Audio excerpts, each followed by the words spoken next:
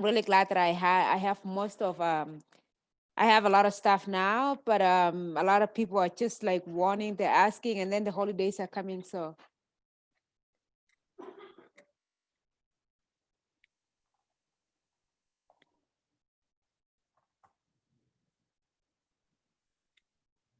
All right, let's see.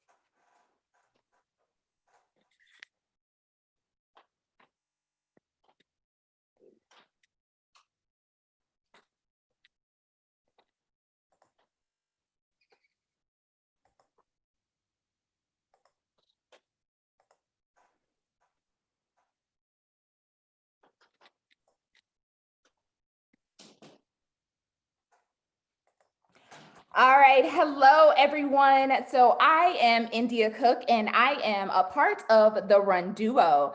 I am so excited that we are here today and we are going to be interviewing Miss Aliphine Tuliamuk. So, Aliphine, I can't go without giving you the best intro. So, Aliphine is the 2020 Marathon Olympic Trials winner. She ran 26.2 miles through the city in the streets of Atlanta in 2 hours, 27 minutes, and 23 seconds.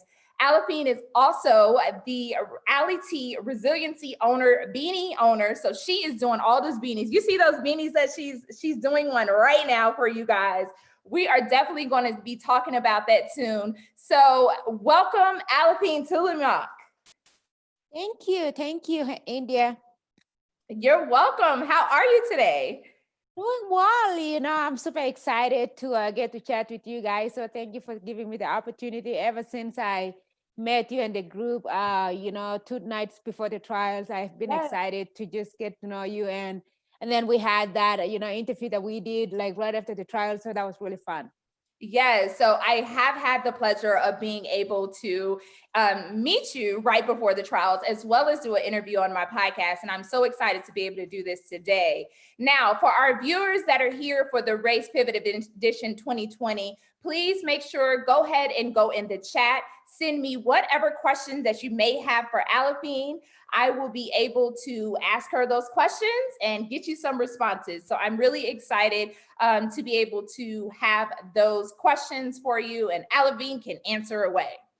So before we start getting some questions coming in, Aliphine, tell me, how have you been lately? I know you've done so many interviews, but kind of as of today, how have you been?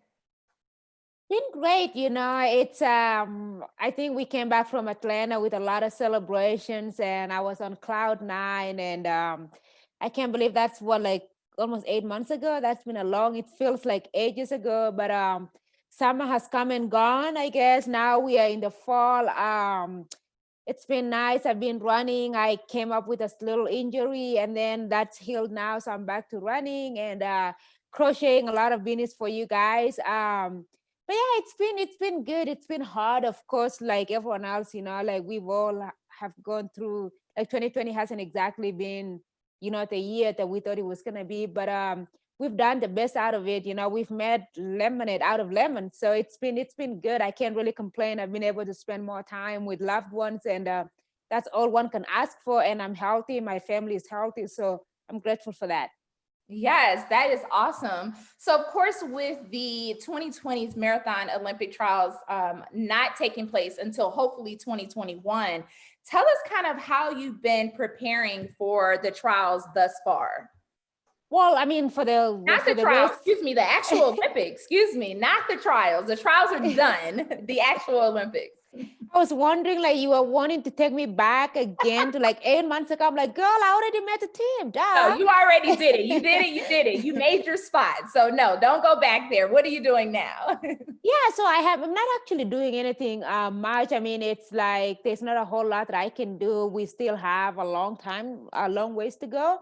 What I am doing right now is I'm just getting back to my usual routine of going to the gym and getting my strength back, because I feel like when I came back from Atlanta and everything else was postponed or canceled, I Mhm. kind of took a break from a lot of things, including my strength training, mostly because, the gyms were closed. And of course, like all of you, like I was struggling with motivation and all that. But now I am back to a point where like I've accepted what's happened and I've gone back to my routine, and I'm, like increasing my mileage, but I'm not doing nearly as much as I would usually around this time of the year. So I'm just running, crocheting. I'm about to harvest my corn at my garden. So it's been a lot of fun, and it's been really good actually to live like, everyday human being, like usually my life is so wrapped around running, but now I've had a chance to just, like if I want to stay up on Friday night, I could stay up without having to worry about like getting up in the morning and like having a long run. I've been able Right. to do that. I've been able to, like socially distance, but hang out with a couple of friends here and there when it's appropriate. So it's been good. Yeah, I mean, I think that that's the beauty of this all, is that I think at some point we're able to come back and just like really enjoy the things that we probably have been missing when we had a busy, busy life. And I know probably prior to the trials, your life was just go, go, go, and a lot of just kind of just running, running, running. But now you have a little bit of downtime, so that's really exciting. It sure is. I was in Flagstaff a couple of days ago to see my teammates and my team. And this one day I had so many things, and I was like, gosh, I don't remember the last time I had so many things going on. I felt like I was back to full on training, like when I was getting ready for the trials. I was like, I kind of have enjoyed and got used to the slow life where you don't have to rush into doing things if you don't feel like. If you wake up and you have low energy, you can have the time to like just go slow and be slow that day. So it's been Yeah, okay. definitely. Yes, I mean, I think that that is awesome. So, kind of, what are you? How many miles? We have someone in the chat that's kind of asking, kind of right now, what does it look like for you? How many miles are you looking at right now for your training block? So yeah, my SI joint pain actually happened about 5 weeks or so ago, and so I took 2.5 weeks, and now this last week I ran about 50 miles, and I think this week I might run about 50 to 55 miles, which is very low for me. Usually, like before after the trials, I was running about 70 to 80 miles, but usually when we have races on a normal year, I will be running 100 to 120. So Mm, it's just like a very small fraction of what I usually do. right, right. That's awesome. So, how does it feel to be in a small fraction of what you usually do? I'm super out of shape. It's interesting. I mean, running 50 miles is for me, it's like not a big deal. I could do that in 5 days, but I'm Mhm. doing more like 6 miles some days, 8 miles another day, 10 miles another day. So it's been good. But the thing though is that, and as anyone like all of you can relate, like when you're out of shape, everything feels hard. And so for me, even just running like an easy 10 mile, still feels hard just because I'm out of shape compared to when I'm like, at the peak of my fitness. So yeah, Right. it doesn't really feel easy, but I am really enjoying not having the pressure of running fast. I'm Mhm. enjoying, like being able to take a day off if I really feel like I need to. And I've done a lot of that. And like I think for the first time this year, I actually I don't stress too much about not being able to run just because I know that I told myself that I want to cut myself some slack. I want to give myself a break. This is a year where like there's so much has happened. And Mhm. I think we all are going through a difficult time, and it's okay to listen to your body. It's okay to take a break here and there. It's okay to cut yourself some slack. And so I've been doing that, and it's been fun. Yes, definitely, definitely, definitely worth it. So let's transition a little bit to kind of you being one amazing runner and doing awesome things. Now, I know that when I met you right before the Olympic trials, you were very confident about doing the race and actually winning. Like you literally said, "I came here to win, and that's what I'm going to do." And you actually did that. Can you take me back to when you felt like you developed like the biggest confidence as a runner? Like, do you remember the moment where you said, you know what? I am a runner, I am a distance runner, and I'm going out here to do this. And not necessarily before the trials, but like earlier in your career. When do you feel like you received that confidence or kind of that spark of confidence kind of came out?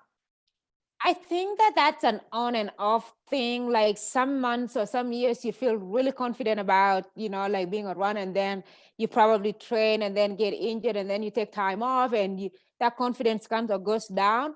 But I think for me, it was probably back in 2000 when I started like traveling outside of my village, which was actually very small. I come from a very small rural village in Kenya. It's about 500 people, and the way I started running was I would run to school, I would run to do chores, and then I started representing my school. Went to the next level to the point where I got to national level. And in 2005 was the first time that I got to represent Kenya in the Junior World Cross Country Championships. And Mhm. I believe that in 2000, when I went to the state meet, it was when I was like, okay, I think I can do this thing. And definitely in 2005, when I represented Kenya, we went to France, and that was the first time for me to get into the plane and travel overseas. And that was the first time that I realized that I could do this and I could do it for a living. And I think my confidence kind of grew from there. But then in between that 2005 and now, there've been times where like my confidence is way stronger than other times. And so it's a like I think I feel like it's just like anyone else. Like some days you feel very confident, some days you don't feel so confident. But yeah, Mhm. I think the real like the beginning of my confidence and believing that I can do this running is back in 2005. Nice. So it's been several years since then. And every time you go out, you are doing like just doing it, doing it, doing it. So I have somebody in the chat. We were joking about this, Alphine, before we came on. And it said, "Are you really in outer space?" Well, I am, I'm like orbiting the earth, and like I'm having a lot of fun, but no, I wish I was. I love that we can do these things in Zoom. I was telling India before, like I just, we just moved into a new house, and we have a lot of stuff everywhere. So I didn't want to look like I was living in a trash can. So I decided to have this awesome, background. Right, definitely. We made a joke about it and we said she's out of space and she definitely runs out of space. So she is definitely amazing. So That's definitely, what happens definitely. when you make the Olympic team, right? Yes, exactly. You're on the Olympic team, so you deserve it. So we Yeah. have another question for you from Miss Shawana White, and she said, "What Hoka One shoes do you wear on easy runs or for like easy runs or workouts? What do you usually wear?" So my favorite shoe for Hoka One is the Cliftons. And I'm kind of strange in the way that I wear my Cliftons for easy runs. I wear them for a lot of my long runs and a lot of my hard efforts, just because it has a lot of cushion and it's Right. very light, especially the new one, like the Clifton 7. I really like that, or even the Clifton 8, it's very light. And so I can usually do a lot of my workouts in that. And yeah, so that's what I wear, like for like normal everyday running, and even for most of my workouts, like getting ready for Atlanta, I wore my Cliftons probably like 98% of the time. And in fact, my teammates were making a joke saying that maybe if they wore Cliftons too, they'll probably run so much faster. And one of my teammates actually, my Everybody teammate, wear Cliftons. yeah, one of my teammates, Rory, started working out in Cliftons. He's like, I want to be as fast as you, Steph. I'm going to wear Cliftons. I'm like, you just made the right move. Yeah, so Hoka, y'all will probably have some influx of sales of the Cliftons for sure, for sure. So of course, since you're talking about wearing the Cliftons for workouts, can you tell us what your favorite workout is to do? I like tempos. I like long marathon effort tempos, like a 15-mile steady state. I really like long runs, like at least a 20 plus mile long run. The my least favorite workout would be, say, like a 400-meter on the track, or 200-meter, or like a 100-meter. So the longer the better. And I think this is why probably like I'm more suited for the marathon than the shorter stuff. Yes, definitely. So tempo, do you have a second favorite outside of the longer tempo runs? I would say mile repeats, like Oh, going on the track, which I haven't actually done in a long time, or going on the road and running mile repeats. I really enjoy mile repeats too. definitely. So we have another question in regards to training for the 2021 Olympics. Do you feel as if kind of how will that training look? Do you feel as if you will be shifting some things from when you were training for the trials versus now training for the 2021 Olympics? Probably not. I think that when you achieve your prime goal, you don't necessarily need to reinvent the wheel. You can just continue to do what you did to get you there. And I believe that that will get you the results that you need. I remember after the trials, I was talking to Maeve Keflesky, who is a four-time Olympian and a silver medalist at the Olympics. And I was like, now that I won the race, what am I supposed to do? Like, it seems like I need to do so much better to like do well at the Olympics. He's like, no, what you did to get you here is exactly what you're going to do. And so my coach and I have sat down and we've talked about it, and we are not going to do anything. We are not going to go crazy on anything. We will just continue to do the work and hopefully build off, fitness from what we had last and get better. Yes, definitely, definitely. And what did those miles look like for a week during that build up? What will you probably look at? So usually we have about 8 to 12 weeks of intense marathon specific training. And Okay. what that would look like, it would be like Monday morning, 10 miles, in the afternoon, 4 miles. And then we will also go to the gym that afternoon to do strength training. And then on Tuesday, usually, or like a Wednesday, we would have like a long workout, say 15 by a mile, with 1 minute recovery. And then like in the evening, you would have, say, 4 to 6 miles. And then on Wednesday it's the same as Monday. So we would have like our easy day will be 10-4 or 10-6. And then we would have our workouts. And then usually on our long run day we would either have like a long run, which is a 20-mile plus long run. And it could just be like an easy out and back long run. It could be a long run where you finish fast at the end, like say from mile 18. If you were running 26 miles, for example, you go from Mhm. mile 18 to miles 24, you run, at marathon effort, and then you cool down the last 2 miles. So it's all dependent, like our long run changes, from week to week. We have fast finish long runs. We have long runs where we alternate, like marathon effort 1 mile, a minute slower than marathon effort on the next mile. And we will probably do that about 10 times. So yeah, Okay. it depends. Yeah. Yes, definitely. I think that it's awesome that you're, being able to kind of do that training block and just get ready for everything. Now, representation has been a huge conversation in regards to kind of like the media and everything. Tell us kind of how you feel about, representing the Black culture, and obviously being a part of the race panel is something that's huge because this is a race that's for us, by us, and just really supporting the Black community. What's your thoughts on representation? I think representation matters. And I actually remember when we were at the event 2 nights before the marathon, I remember somebody asking me that very question. And my answer at the time was, when I am at that start line, I don't really see myself as Black or different, race. I will just race as an American.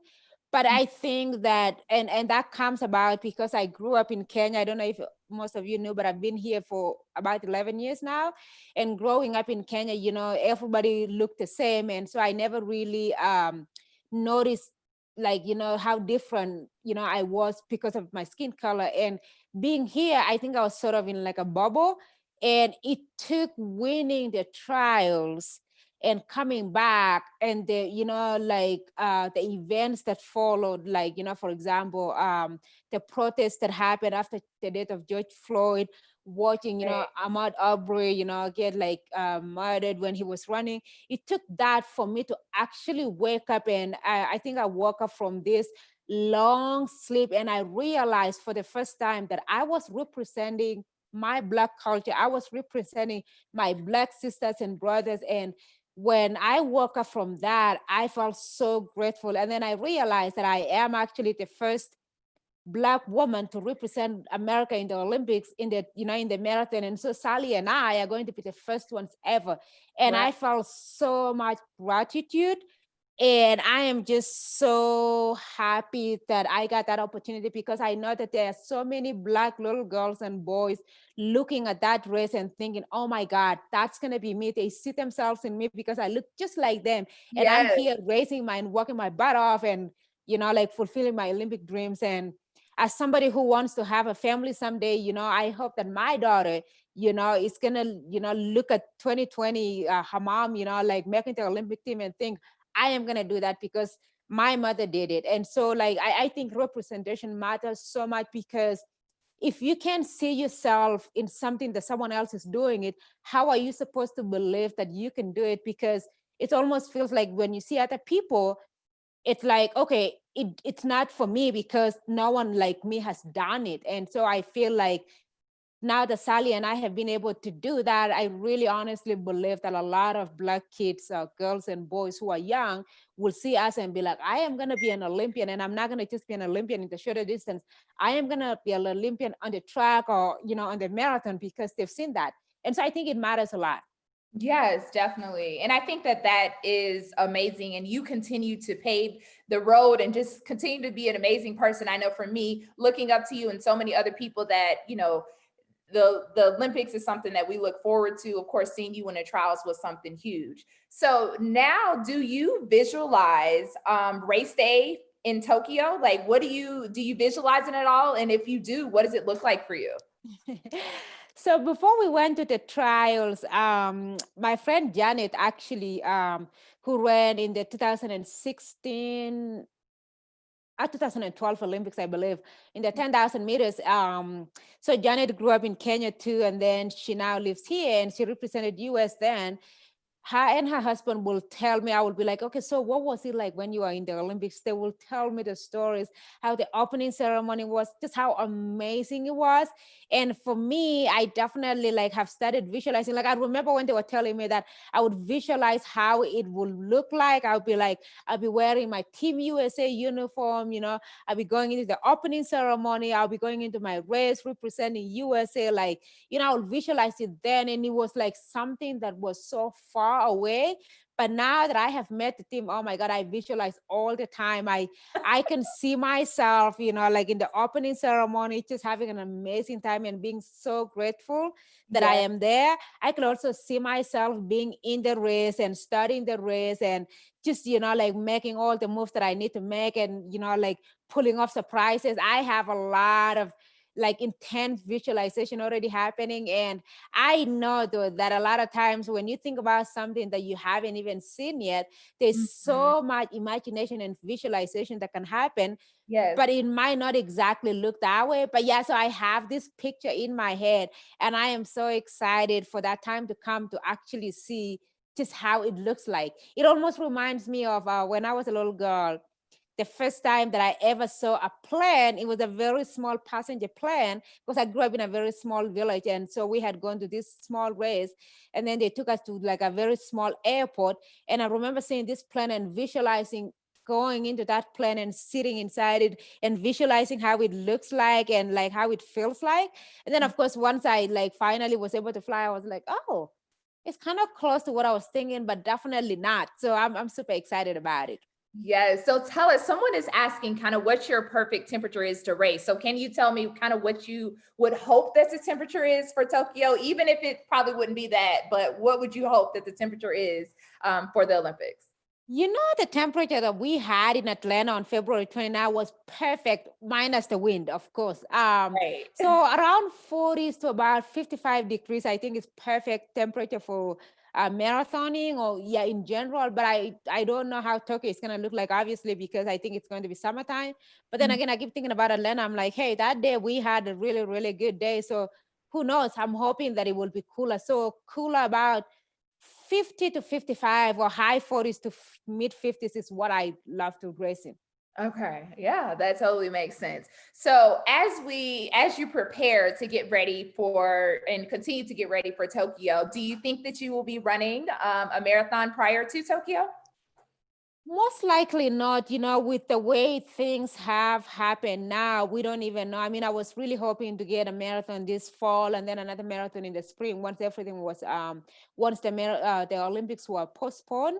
But I mean, the rest of this year was like canceled basically, and then we don't even know what spring is going to look like. And I think that any marathon that I will have to race will have to be like, if I were to race a marathon, it would have to be early on in the spring so that I can have enough time to recover and get ready for Tokyo. So at this point, it will look like I might not be able to get in another marathon, unfortunately.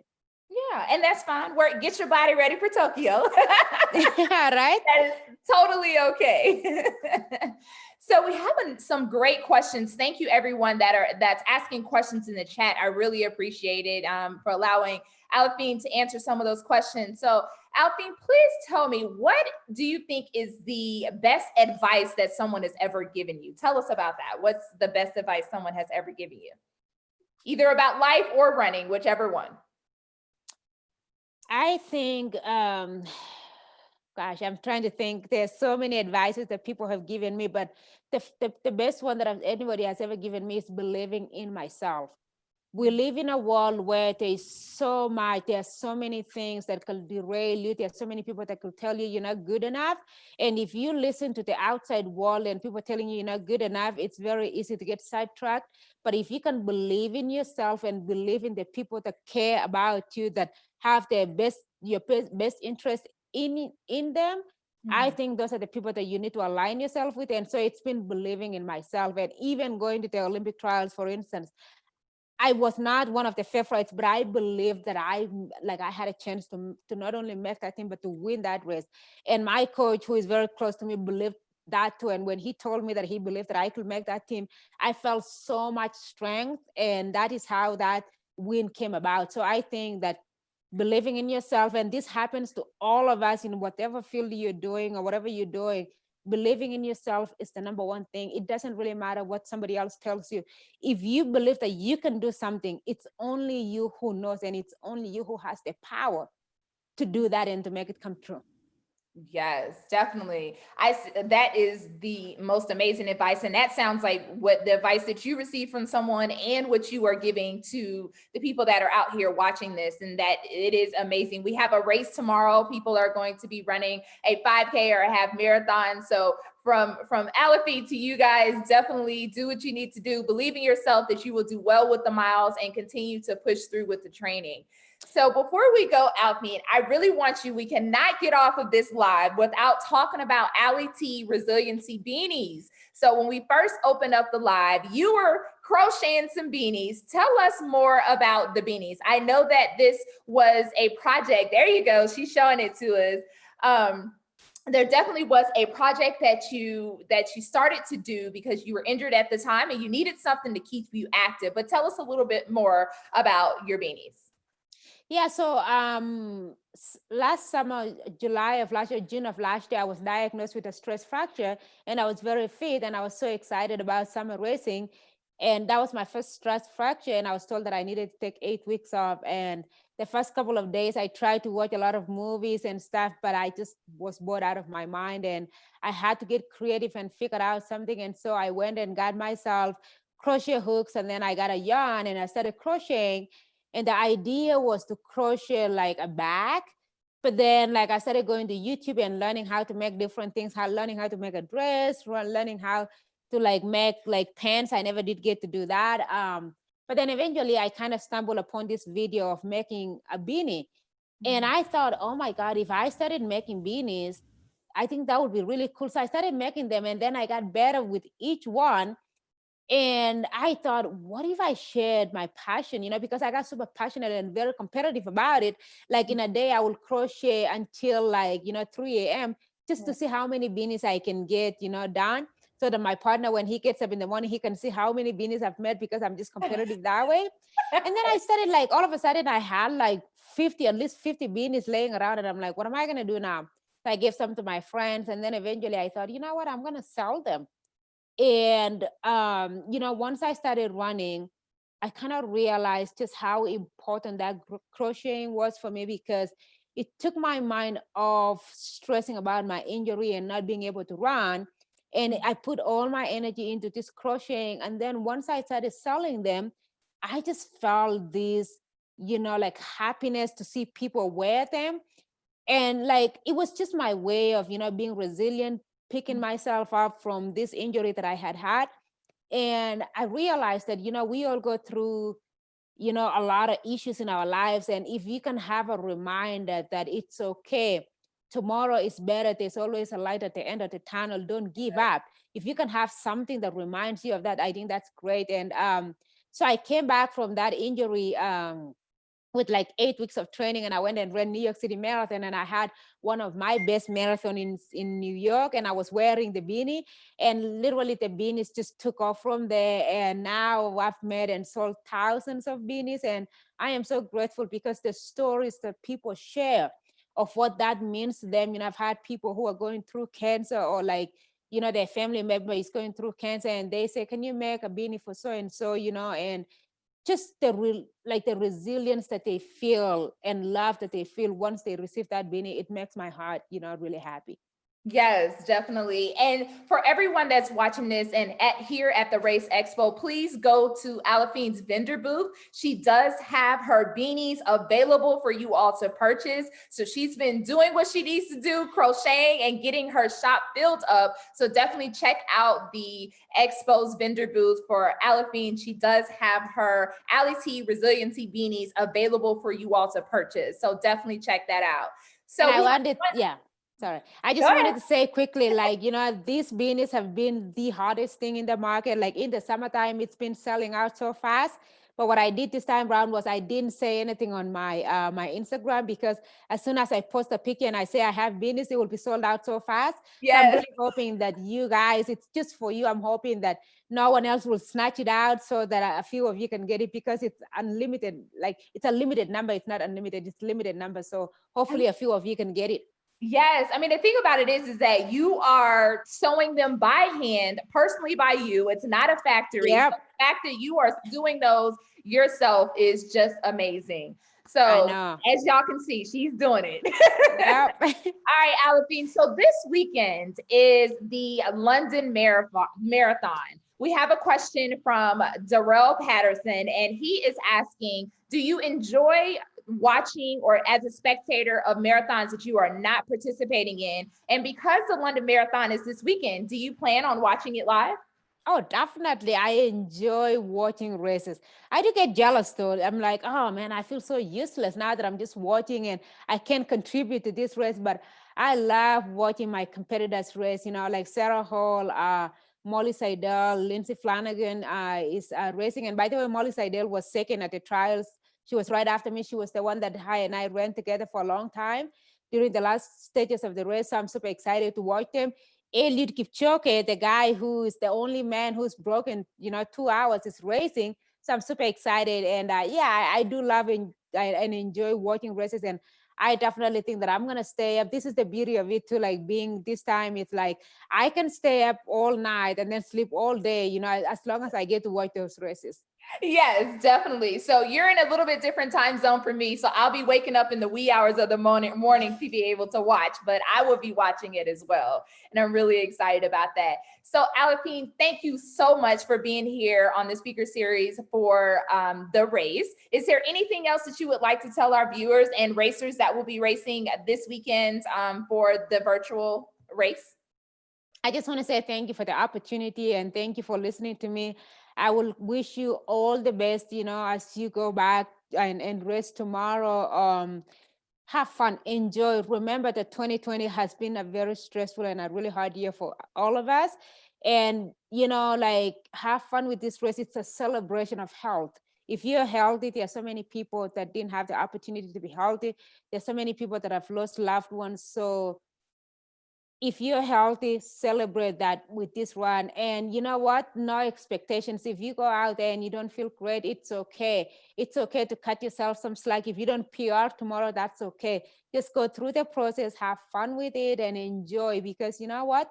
It's not every day we get to run. As if 2020 has shown us anything, there were times where we weren't even sure that we would be able to run outside. And just imagine that, like not being able to run. So the fact that you're able to get in a race, just have fun. And I know that, we all enjoy being able to run against each other, but that's okay. Like 2020 has been crazy again. So let's, like adapt and, enjoy it and just have fun, really. Yes, yes. Thank you, Aliphine, and thank you so much for staying positive and continue doing amazing things from the race to you. Congratulations for winning again, for winning the 2020 Marathon Olympic Trials. And we are so excited to see you in Tokyo.